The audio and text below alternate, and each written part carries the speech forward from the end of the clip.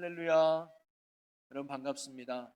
제법 쌀쌀하고 추운 날씨인데 그럼에도 불구하고 오늘도 하나님의 은혜를 사모하고 또 예배를 사모하고 무엇보다 주님을 사랑하는 마음으로 이 예배 자리에 나오신 여러분 한 분 한 분을 주의 이름으로 환영하고 축복합니다. 사모함으로 나온 여러분에게 오늘도 하나님이 예비하신 큰 은혜와 또 평강과 축복이 여러분의 삶에 가득하기를 주님의 이름으로 간절히 축원합니다. 우리 옆에 분과 인사 나눌까요? 잘 나오셨습니다. 하나님은 당신을 사랑하십니다. 사랑하고 축복합니다. 할렐루야. 네. 옆 사람 마음에 안 드신 분 안 계시죠? 지금 자리 바꾸셔도 돼요. 좋으신 분들, 감사한 분들 앉으실 줄 믿습니다. 저는 오늘 집사님이 봉독한 본문 말씀을 가지고 표적보다 중요한 믿음이라는 제목으로 여러분 함께 말씀을 나누면서 은혜를 받고자 하는데요. 어느 날씨 좋은 날 한 아이가 마당에서 실험을 했습니다. 두 가지 물건을 가지고 나왔는데 하나는 양초요, 하나는 물이 짙은 진흙을 가지고 나왔어요. 그리고 이 두 가지 물체를 마당에 놓고 아주 뜨거운 햇빛 아래 놓아놨습니다. 그리고는 시간이 좀 지난 후에 이 아이가 마당에 나가봤더니 어떤 결과가 나왔을까요? 양초는 부드럽게 다 녹아 있었고 반면 진흙은 어떻게 됐을까요? 딱딱하게 굳어 있었습니다. 똑같은 태양인데도 불구하고 너무나도 서로 다른 반응을 보여주더랍니다. 오늘도 그래요.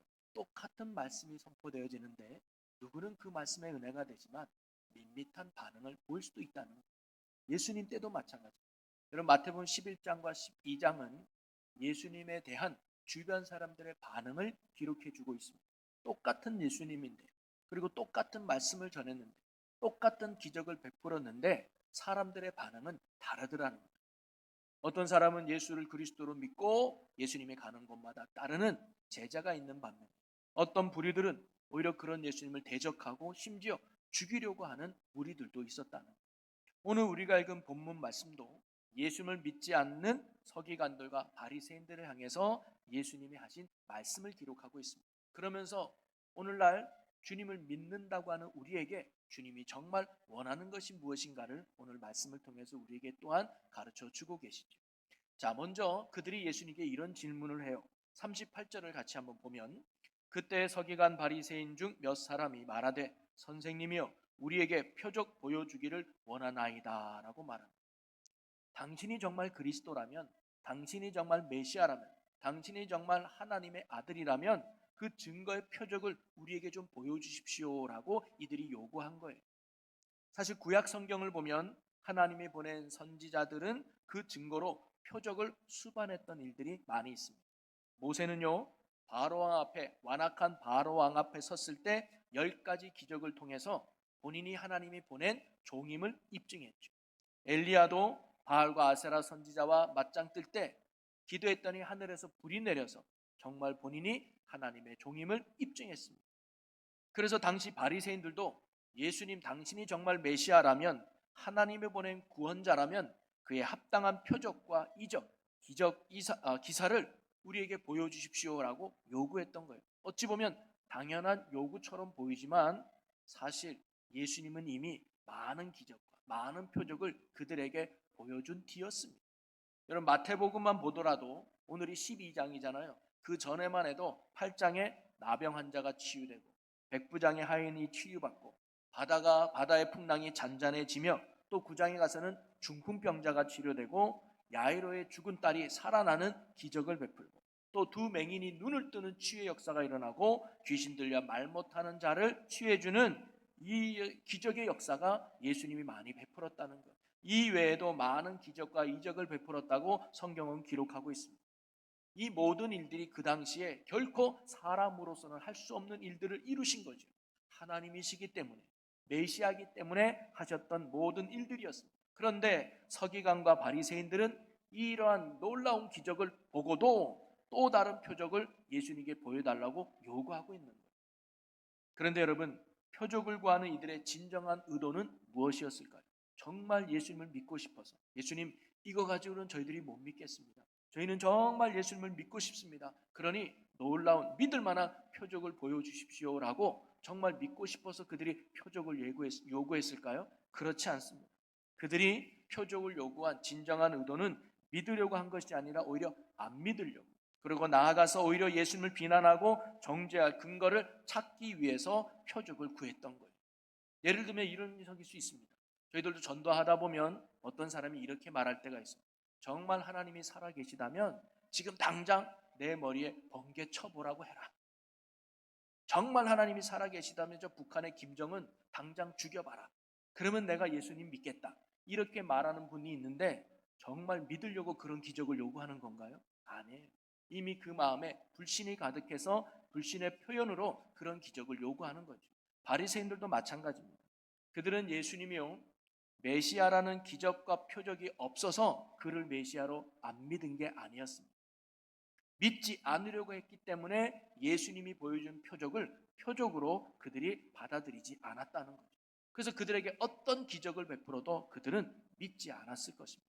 그걸 알았기에 이렇게 표적을 구하는 바리새인들을 향해서 예수님은 다음과 같이 말씀을 하셨습니다. 39절을 우리 같이 읽어보겠습니다.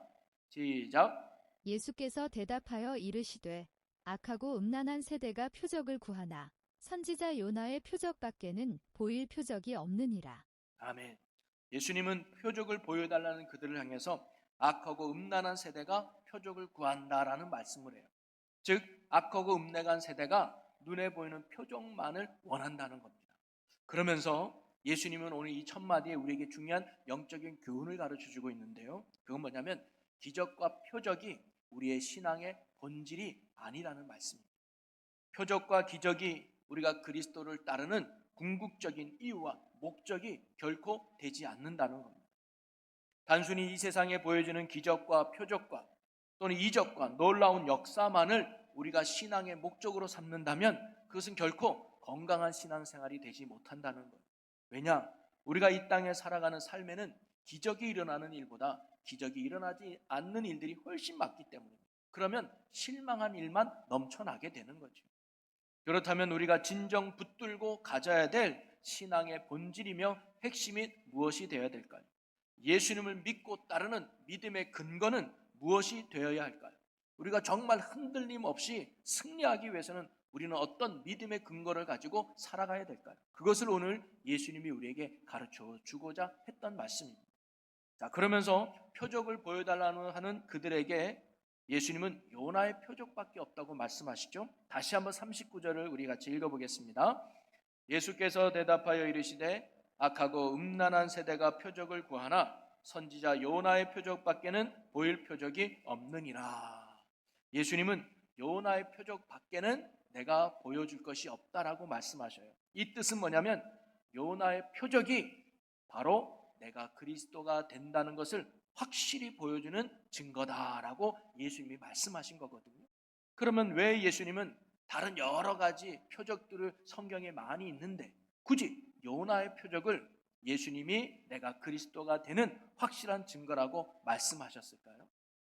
여기 몇 가지 중요한 의미가 있는데요. 먼저 우리는 요나의 이야기를 한번 살펴볼 필요가 있습니다. 요나서에 보면 요나가 어떤 사람이냐? 그는 북이스라엘 여로보암 2세 때 활동했던 선지자예요.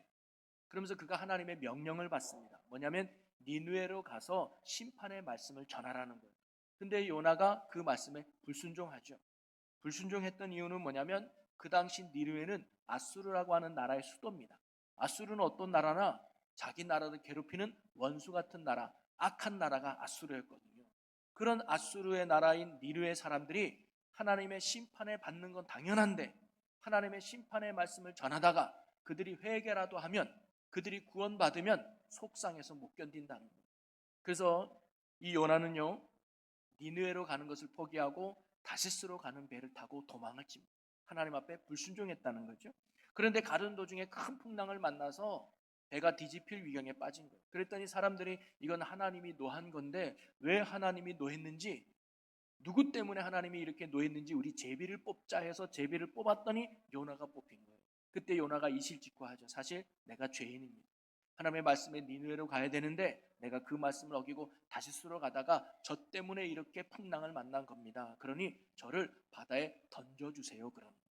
그래서 요나를 사람들이 할 수 없이 바다에 던집니다. 그랬더니 풍랑이 잔잔하고 배에 있는 사람들은 살게 되죠. 근데 요나는 물고기 뱃속에서 3일간 지내게 됩니다. 그리고는 다시 물고기가 육지에 내뱉어하게 되고 다시 하나님의 말씀이 임해서 요나는 니느웨로 가서 하나님의 심판의 말씀을 전하게 되고 니느웨 사람들은 그 말씀을 듣고 회개하고 구원받았다는 이야기가 요나서 전체 이야기입니다.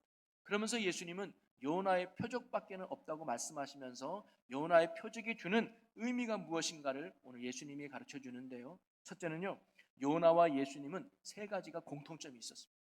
첫째는 뭐냐면 보냄을 받았다는 게 같았습니다. 요나는요, 패역한 니느웨로 보냄을 받았어요. 죄악된 니느웨 사람들에게 보냄을 받은 사람이 요나였습니다. 그러면 예수님은요, 패역한 세상에, 죄악된 세상에 보냄을 받은 하나님의 아들이 예수님이셨습니다. 그래서 누가복음 4장 18절에 보면 나를 보내사 포로된 자에게 자유를, 눈먼 자에게 다시 보게 함을 전파하며 눌린 자를 자유롭게 하고 그래요. 여기서 예수님은 세상으로 보내심을 받았다라고 예수님이 말씀하고 계시죠. 또 예수님은 하나님께서 자신을 이 세상을 보냄을 받았는데 왜 보냈느냐? 이 세상을 구원하고자 보냄을 받았다는 거예요. 요한복음 3장 17절에 보면 하나님이 그 아들을 세상에 보내신 것은 세상을 심판하려 하심이 아니요 그로 말미암아 세상이 구원을 받게 하려 하심이라라고 나옵니다. 즉 요나는요 니느웨 사람을 구원하고자 그가 보냄을 받았습니다. 마찬가지로 예수님은 죄악된 세상에 보냄을 받아서 이 세상 사람들을 구원하고자 보냄을 받은 하나님의 종이 예수님이라는 말씀입니다. 이처럼 구원을 위해서 하나님으로부터 보냄을 받았다는 게 첫 번째 공통점이었습니다. 또 두 번째는 뭐냐면 희생을 당했다는 거예요. 요나는요 바닷물에 자신을 희생했단 말이죠. 그런데 예수님은 십자가 위에서 자신을 희생했어요. 그래서 마가복음 10장 45절에 인자에 온 것은 섬김을 받으려 함이 아니라 도리어 섬기려 하고 자기 목숨을 많은 사람의 대속물로 주려 함이니라. 그래서 요나는요 배에 탄 사람들을 살리기 위해서 자기가 대속물이 되어 바다에 던져짐을 당한 거죠. 그래서 요나의 바다에 던져진 것 때문에 배에 탄 사람들이 살 수 있었습니다. 마찬가지입니다. 예수님은 세상이란 배를 탄 많은 영혼들을 살리기 위해서 대속물로 십자가에서 희생을 당했던 거예요. 그 예수님의 죽으심 때문에 저와 여러분이 다 구원받게 된 것이죠. 이처럼 자신을 희생하여 다른 사람을 살리는 것이 예수님이 요나와 공통점임을 이야기해 주는 거예요. 또 세 번째 같은 점은 뭐냐면 다시 살아났다는 거예요. 오늘 본문 40절을 보면 요나가 밤낮 사흘 동안 큰 물고기 뱃속에 있었던 것 같이 인자도 밤낮 사흘 동안 땅속에 있으리라 라고 말합니다. 요나가요 바다에 던져져서 큰 물고기 뱃속에서 3일 동안 지내듯이 예수님도 십자가에 죽은 뒤에 3일 동안 무덤 속에 지내야 된다는 것을 말씀하십니다. 그리고 우리는 압니다. 요나가 3일 뒤에 다시 물고기 뱃속에서 나와서 사명을 감당했듯이 예수님도 3일 후에 다시 살아나셔서 부활의 영광을 누리면서 많은 믿는 자들에게 첫 부활의 열매가 되어 주셨다는 거죠. 바로 이렇게 다시 생명과 살아났다는 것이 요나와 예수님의 공통점임을 이야기해 주는 겁니다. 즉 결론적으로 보면 요나가 겪었던 고난과 죽음과 생명의 삶이 예수님과 똑같다는 거예요. 그것은 곧 예수님의 고난과 죽음, 나아가서 부활을 보여주고 있는 사건이라는 겁니다. 바로 예수님이 말씀하신 요나의 표적은 다름이 아니라 예수님의 십자가와 부활을 이야기해주고 있는 거예요. 바로 예수님의 표적 중에 표적은 바로 십자가와 부활에 있다는 사실입니다. 병든 자를 고치는 것 중요한 거 아니다. 심지어 죽은 자를 살려내는 것도 내게 중요한 표적이 아니다. 너희가 믿을 만한 확실한 표적은 바로 십자가와 부활에 있음을 예수님이 오늘 우리에게 가르쳐주고 있는 겁니다. 바로 예수님이 우리의 구원자가 되고 우리의 메시아가 되고 우리의 그리스도가 되는 가장 확실한 증거와 또는 표적은 뭐에 있느냐? 십자가와 부활에 있는 줄로 믿으시기를 바랍니다. 이것은요 우리가 진정 예수님을 나의 구주로 믿고 그리고 예수님을 따르는 근본적인 이유가 바로 어디에 있는가를 예수님이 우리에게 가르쳐 주고 있는 거예요. 여러분 우리가요 예수님을 따르는 이유는 내가 병이 나았기 때문도 아니고 내 문제가 해결받았기 때문도 아니고 내가 원하는 것을 예수님이 이루어 주었기 때문에 예수님을 나의 구원자로 예수님을 나의 그리스도로 믿는 게 아니라는 거예요. 오직 나의 죄를 대신하여 십자가의 죽으심으로 나의 모든 죄를 용서해 주셨기 때문에 또한 사망 권세를 이기시고 부활하사 부활의 첫 열매가 되사 우리에게 영원한 생명을 주셨기 때문에 예수님이 나의 구원자예요. 예수님이 나의 그리스도요, 예수님이 나의 하나님이심을 우리가 고백하는 줄로 믿으시기를 바랍니다. 바로 십자가의 은혜와 부활의 능력 때문에 우리가 예수님을 나의 구주로 영접하고 그분을 의지하고 믿고 따르는 것이죠. 한마디로 예수님을 따르는 믿음의 근거가 뭐냐? 바로 십자가와 부활이라는 겁니다. 또 예수님은 요나의 표적을 통해서 두 번째로 중요한 의미를 말씀해 주셨는데, 그것은 참된 구원과 믿음은 말씀을 통한 회개로 이루어진다는 거예요. 자, 예수님은 니느웨 백성의 이야기와 솔로몬 시대 남방 여왕의 이야기를 통해서 그들이 심판 때에 너희를 정죄할 것이라고 예수님이 말씀하셔요. 자, 41절과 42절을 여러분이 한번 읽어보도록 하겠습니다. 같이 읽습니다. 시작. 심판 때에 니느웨 사람들이 일어나 이 세대 사람을 정죄하리니 이는 그들이 요나의 전도를 듣고 회개하였음이거니와 요나보다 더 큰 이가 여기 있으며 심판 때에 남방 여왕이 일어나 이 세대 사람을 정죄하리니 이는 그가 솔로몬의 지혜로운 말을 들으려고 땅 끝에서 왔음이거니와 솔로몬보다 더 큰 이가 여기 있느니라. 아멘. 즉 심판 때에 니느웨 사람이 이스라엘 백성을 정죄한다는 거예요. 또 남방 여왕이 일어나서 이 시대 사람들을 정죄한다는 거예요. 여러분, 니느웨 사람과 남방 여인의 공통점이 뭐냐면요, 둘 다 이방인이에요. 전통적으로 하나님을 알고 지냈던 사람들이 아니었다는 거고, 두 번째는 이들이 하나님의 말씀을 듣고 하나님을 믿었다는 것입니다. 여러분, 니느웨 사람들은 불신자들이었어요. 하나님을 알지도 못하고 하나님을 믿지도 않는 사람들이었습니다. 그러면서 죄인 줄도 모르고 악은 줄도 모르며 죄악 가운데 방탕하며 악을 날마다 행하며 살았던 사람들입니다. 어찌 보면 하나님 앞에 심판받아 마땅할 영혼들이었습니다. 그래서 요나도 그들이 망하기를 바라면서 불순종했던 게 아니었습니까? 그러나 중요한 것은 이렇게 악한 사람들까지도 요나를 통해 들려진 복음의 메시지를 듣고 그들이 뭐예요? 회개했다는 거예요. 여러분, 이들이 회개한 이유가 뭡니까? 하나님을 믿었기 때문이에요. 자, 요나서 3장 5절에 보면 이렇게 기록해줘요. 니느웨 사람들이 하나님을 믿고 금식을 선포하고 높고 낮은 자를 막론하고 굵은 베옷을 입은지라. 그들이 심판하신다는 하나님의 말씀을 믿었기 때문에 그들이 뭐예요? 회개했다는 거예요. 여러분, 니느웨 사람들은요, 어떠한 특별한 기적과 표적을 보지 않았습니다. 어떤 능력을 보지 않았습니다. 그것 때문에 회개한 것이 아니고 그것 때문에 하나님을 믿은 게 아니었습니다. 오직 요나가 선포한 말씀, 요나가 선포한 하나님의 심판의 말씀만을 그들이 들었고, 그 말씀으로 인해서 그들이 하나님을 믿었고, 그 믿음이 회개의 자리로 나아가게 했고, 그 결과 그들이 구원받았다는 거예요. 여러분, 예수님이 솔로몬 시대에 그를 찾아온 남방 여인에 대한 것도 마찬가지입니다. 이 사건은 역대하 9장에 나오는데요, 스바 여왕이 솔로몬의 명예를 듣고 확인차 이스라엘 땅으로 옵니다. 그리고 솔로몬에게 지혜로움의 말을 많이 들어요. 그랬더니 감탄을 해요. 솔로몬의 전한 말을 듣고 이 스바 여왕이 감탄하고 하나님께 영광을 돌리고 돌아갑니다. 즉, 이 여인이 뭐예요? 솔로몬이 전한 말을 듣고 이 여인이 하나님을 믿게 되었다는 거예요. 그래서 학설에 의하면 이 스바 여왕이 아프리카로 돌아가서 복음을 전하게 돼서 많은 땅이 예수를 믿게 됐다는 이야기가 있어요. 그래서 사도행전 8장에 에디오피아 내시가 예루살렘까지 와서 예배드릴 정도로 신앙의 깊이를 가지게 되었다는 그 시작점이 스바 여왕으로 보고 있습니다. 이처럼 이 두 사건의 공통점이 뭐냐면 이방임에도 불구하고 또 말씀만을 듣고 그들이 하나님을 믿고 회개했다는 거예요. 그러면서 예수님이 이렇게 말씀하시는 거예요. 얘들아 보아라, 이방 사람들도 어떤 기적도 보지 않고 어떤 표적도 보지 않고 오직 하나님의 말씀만 들려졌을 뿐인데 그들은 그 말씀을 듣고 나를 하나님을 믿고 회개하며 구원받지 않았느냐. 그러니 너희는 어찌 하나님의 말씀도 믿지 못하며 표적만을 구하고 있느냐 하면서 그들의 믿음 없음을 책망하시는 예수님의 말씀이죠. 여러분, 사람들이요, 기적이 없어서 하나님을 믿지 않는 게 아닙니다. 사람들이 주님을 더욱 믿지 못하고 따르지 못하는 이유는 내 삶에 표적이 없고 내 삶에 기적이 일어나지 않았기 때문이 아니라는 거예요. 기적은 있어도 되고 없어도 그만입니다. 그것이 신앙과 믿음의 근본적인 원인이 되지 못합니다.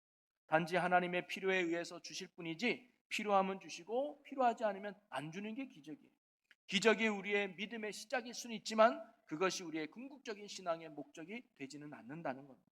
여러분, 우리가 예수님을 믿고 따름에 있어서 중요한 것은 표적이 아니라 그것은 말씀이요, 더 나아가 그것은 예수 그리스도의 십자가와 부활의 능력이 있는 줄로 믿습니다.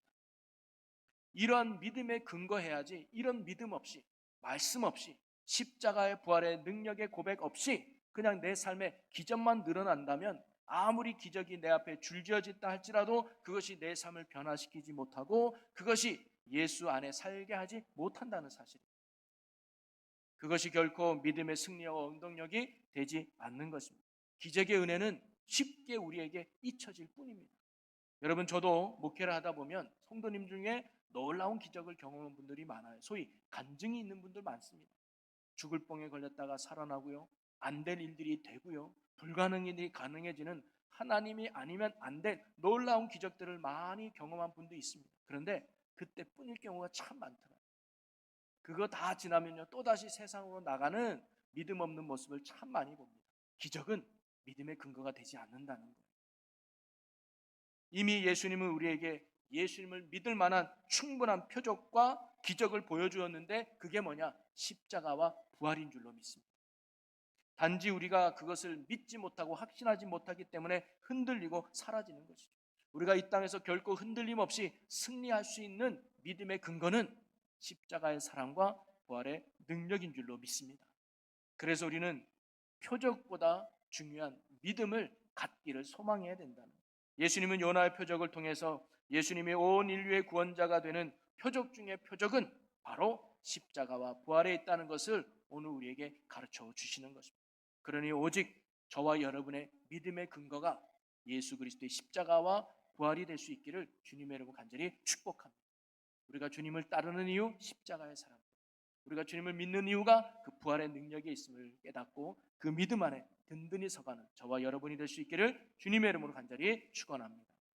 그러면서 또한 예수님은 예수님을 믿는다는 것이 또 어떤 것인지를 귀신에 대한 예화를 통해서 예수님이 설명해 주셨는데요, 43절과 44절의 말씀의 내용을 보면 이래요.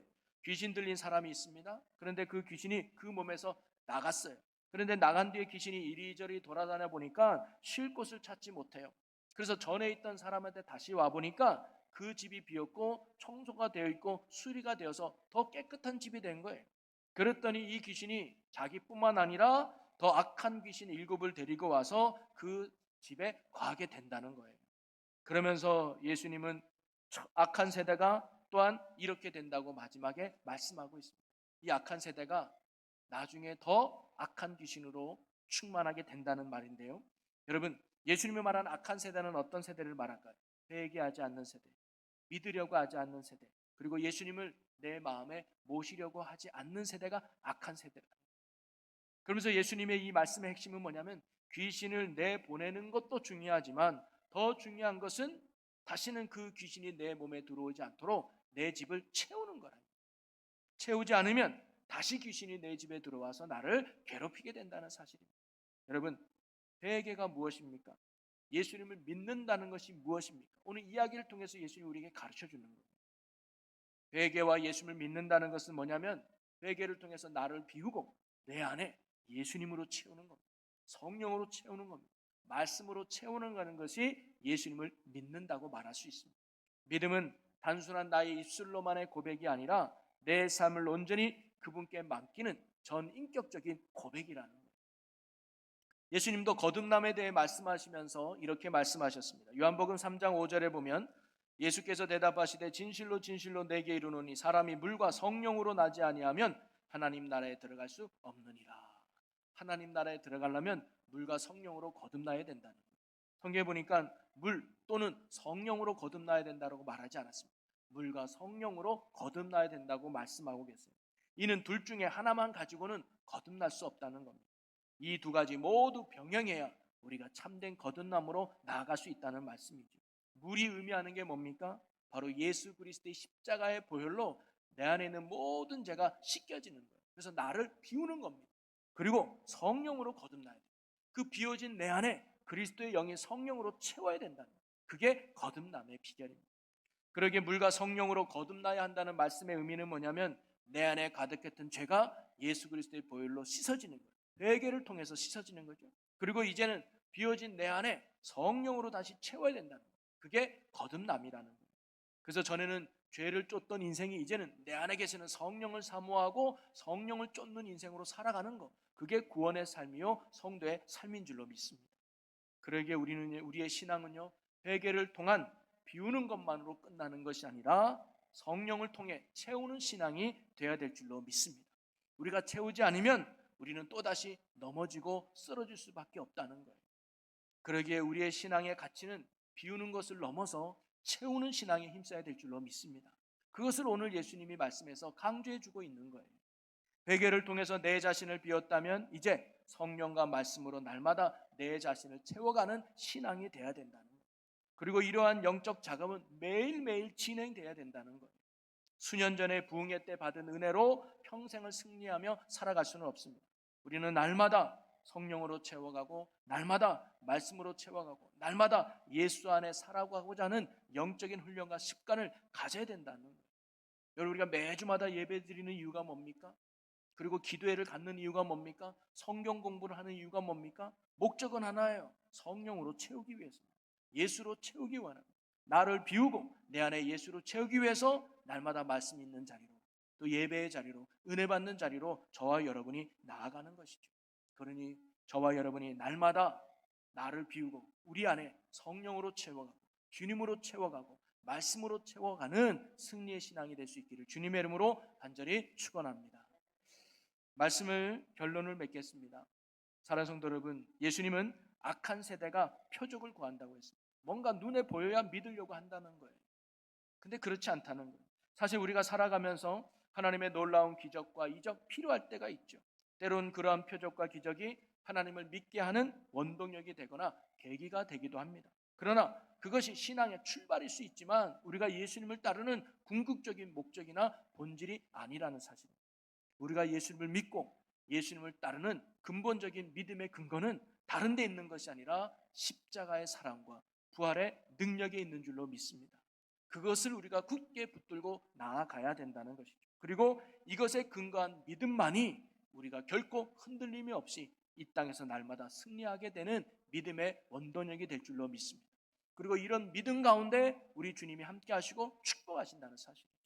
사랑하는 성도 여러분, 우리가 십자가와 부활에 근거한 참 믿음만을 가지고 나아갈 수 있는 저와 여러분이 되기를 소망합니다. 그런 믿음만이 날마다 우리를 회개의 자리로 이끄는 거예요. 그래서 주님만을 바라보게 하는 거죠. 그리고 이런 믿음만이 날마다 내 안에 주님을 모시는 거예요. 그래서 내 힘으로 살아가는 것이 아니라 성령의 능력으로 예수의 힘으로 살게 인도하실 줄로 믿습니다.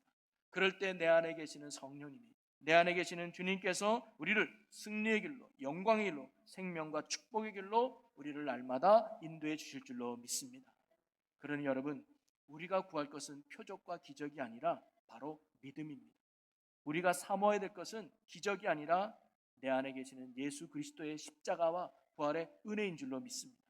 그래서 우리가 진정 구하고 붙들어야 될 말씀을 붙들고 십자가와 부활의 능력을 붙들고 날마다 예수 안에 살아갈 수 있는 저와 여러분 모두가 되기를 주님의 이름으로 간절히 축복합니다. 그래서 그 주님으로 인하여 날마다 승리하며 기쁨을 누리고 하나님의 뜻을 이 땅 가운데 이루어가는 영광된 삶을 살아가는 우리 모두가 될 수 있기를 주님의 이름으로 간절히 축원합니다. 우리 이 시간 함께 오늘 나눌 말씀을 붙들고 결단하며 기도하기 원합니다. 주님, 우리가 이 악한 세대와 같이 표적을 구하는 자가 아니라 믿음을 구하는 자로 살아가게 하여 주옵소서. 오직 우리가 주님을 따르는 이유는 십자가의 은혜와 부활의 능력이 있음을 믿고 날마다 예수 안에 성령으로 채워져가는 예수의 사람 되게 하여 주시옵소서라고 우리 다같이 주여 크게 한번 외치고 통성으로 기도합니다. 주여! 오 주님, 우리가 날마다 표적을 구하는 것이 아니라 예수를 사모함으로 나가는 자가 되게 하여 주옵소서. 십자가의 은혜를 구하고 부활의 능력을 구하며 그 믿음 안에 살아가는 저희들 되게 하여 주시옵소서. 그 어떤 것보다 예수만을 사모하고 그 어떤 것보다 십자가의 은혜 안에 그 어떤 것보다 부활의 능력을 소망하며 날마다 예수 안에 살아가고 날마다 성령의 능력에 힘입어 살아가는 저희들 되게 하여 주옵소서. 주여, 우리가 세상에 흔들림이 없는 믿음은 오직 예수 안에 있는 줄로 믿습니다. 우리가 주님이 원하는 말씀에 근거한 믿음, 십자가와 부활에 근거한 믿음으로 나아가고 은혜를 얻는 믿음으로 승리하는 주의 자녀들 되게 하여 주시옵소서. 아멘. 그리하여 이 한 주간도 예수로 승리하고 살아가는 주의 자녀들 되게 하여 주옵소서. 주님 믿습니다. 아멘. 할렐루야. 사랑과 은혜가 풍성하신 하나님 아버지, 혹시 우리가 악하고 음란한 세대와 같이 눈에 보이는 기적과 표적만을 구하며 살지는 않았는지요. 오늘 말씀 앞에 우리를 겸손하게 돌아보게 하여 주옵소서. 우리가 기억하고 날마다 붙잡아야 될 진정한 표적은 오직 나의 죄를 위해 대신 지셔야 했던 십자가임을 기억하게 하시고, 또한 사망 권세를 이기시고 부활하사 우리에게 영원한 생명을 허락하신 것임을 날마다 기억하며 나아가게 하여 주시옵소서. 그래서 언제나 주님을 내 안에 모시고 성령의 충만함으로 살아가는 믿음의 복된 자녀들 되게 하여 주옵소서. 주님, 아직도 그 십자가와 부활의 능력을 온전히 믿지 못하는 연약한 성도들이 있다면 주님께서 그들에게 믿음의 믿음을 더하사 언제나 그들 안에 십자가의 사랑을 깨닫고 부활의 능력을 소망하며 날마다 예수로 사는 신실한 믿음 허락하여 주시옵소서. 그래야 우리의 삶 가운데 주의 뜻을 이루어가며 말씀대로 순종하며 하나님의 영광을 위해 살아가는 믿음의 귀한 성도들이 되게 하여 주시옵소서. 우리의 영원한 소망과 주가 되시는 우리 주 예수 그리스도의 이름으로 기도합나이다. 아멘.